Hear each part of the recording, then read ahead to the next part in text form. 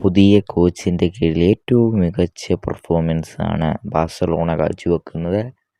അവർ La Liga കളിച്ചതിൽ 9 മത്സരത്തിന് 8 എണ്ണവും വിജയിച്ചുകൊണ്ട് 24 പോയിന്റുമായി അവർ 1-ാം സ്ഥാനമാണ്. അപ്പോഴാണ് അവർക്ക് ഒരു പ്രധാനപ്പെട്ട പൊസിഷനിൽ ആളെ വേണം എന്ന് കോച്ച് ചോദിക്കുകയാണ്. അപ്പോൾ ഇതിനെപ്പറ്റി കൃത്യമായി സ്പോർട്ട് റിപ്പോർട്ട് ചെയ്തിട്ടുണ്ട്.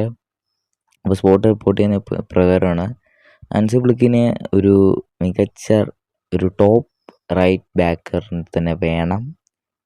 പക്ഷേ അത് ഇപ്പോൾ ഇമ്മീഡിയറ്റ്ലി ഇമ്പോർട്ടൻ്റ് ആയിക്കൊണ്ട് തന്നെയാണ് ആ ഒരു റൈറ്റ് ബാക്കിനെ ബാഴ്സലോണയ്ക്ക് എത്തിക്കാനായിട്ട് ഹാൻസി ഫ്ലിക്ക് പറഞ്ഞിട്ടുള്ളൂ. മികച്ച റൈറ്റ് ബാക്കിനെ എത്തിക്കാൻ തന്നെയാണ് ബാഴ്സലോണയുടെ ശ്രമം.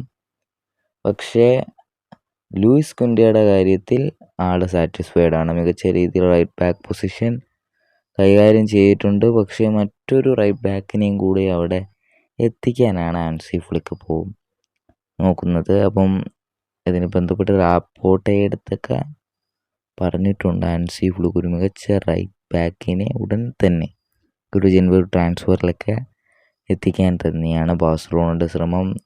ആ ശ്രമം ഡാനി ഓൾമോനെയൊക്കെ എത്തിച്ചാലും മികച്ച പ്രകടനമാണ് കാഴ്ചവെച്ചത്. പക്ഷേ പരിക്കിൻ്റെ മറ്റു പ്രശ്നങ്ങൾ കാരണം ആൾ പുറത്തിരിക്കുകയാണ്. എന്താ ഒരു മികച്ച ഒരു റൈറ്റ് ബാക്കിനെയാണ് എത്തിക്കാനായിട്ട് ശ്രമിക്കുന്നത്. ലൂയിസ് കുൻഡയുടെ ഭാഗത്ത് നിന്ന് സാറ്റിസ്ഫൈഡ് ആണ് ആ റൈറ്റ് ബാക്ക് പൊസിഷൻ. പക്ഷേ ആൾക്കൊരു പകരക്കാരനെ പോലെ ഒരു മികച്ച റൈറ്റ് ബാക്കിനെ എത്തിക്കാനാണ് ഇപ്പോൾ ബാഴ്സലോണ ശ്രമിക്കുന്നത്. ഇപ്പോൾ സ്പോർട്ടാണ് ഇത് റിപ്പോർട്ട് ചെയ്യുന്നത്. അപ്പം ഇത് റൈറ്റ് ബാക്കാണെന്ന് റിപ്പോർട്ട് വന്നിട്ടില്ല. എന്തായാലും മികച്ച റൈറ്റ് ബാക്കിനെ തന്നെ എത്തിക്കുമെന്ന് തന്നെ പ്രതീക്ഷിക്കാം. ബാഴ്സലോണ ആയതുകൊണ്ട് എത്ര മികച്ച നല്ല പ്ലെയറിനെ എത്ര കാലം നിർത്താനാണെന്ന് പോലും അറിഞ്ഞുകൂടാ. അതൊരു മികച്ച റൈറ്റ് ബാക്കിനെ തന്നെ എത്തിക്കുമെന്ന് നമുക്ക് പ്രതീക്ഷിക്കാം.